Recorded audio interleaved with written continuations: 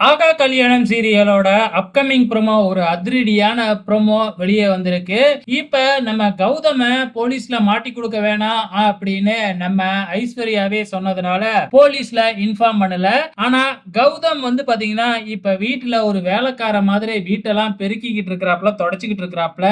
ஆனாலும் நம்ம ஐஸ்வர்யா என்ன சொல்றாங்க அப்படின்னா, நீங்க இப்படி எல்லாம் பண்றதுனால இந்த கௌதம் திருந்துவான் அப்படிங்கறதுல எனக்கு நம்பிக்கையே இல்ல.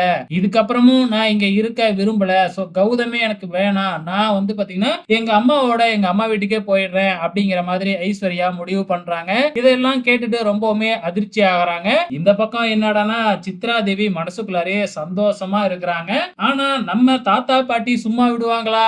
அது மட்டும் இல்ல, ராஜலட்சுமி இருந்துகிட்டு நீ கன்சீவா இருக்கிறதுனால தான் கௌதமியே விட்டு வச்சிருக்கோம். இல்லன்னா இந்நேரம் ஜெயிலுக்கு அனுப்பியிருப்போம் அப்படிங்கிற மாதிரி சொல்றாங்க. அதுக்கப்புறம் நம்ம தாத்தாவும் பாட்டியும் இந்த சித்ரா தேவிய தனியா அழைச்சுக்கிட்டு போயிட்டு ஒரு 2 பத்திரத்த எடுத்து போடுறாங்க. சோ இத எடுத்துக்கிட்டு நீ கிளம்பு. 2 வீட்ட உனக்கு எழுதி வச்சிருக்கோம். அந்த வீட்டுக்கு வர்ற வாடகைய வச்சு நீ பொழச்சுக்க. கௌதம கூட்டிக்கிட்டு இங்க இருந்து வெளியில போ அப்படிங்கிற மாதிரி சொல்றாங்க. ஆனா ஐஸ்வர்யாவ நாங்க வெளியில அனுப்ப மாட்டோம் அப்படின்னு சொல்லிடுறாங்க. சோ இப்ப என்ன நடக்க போகுது அப்படிங்கிறத பொறுத்திருந்து பார்க்கலாம்.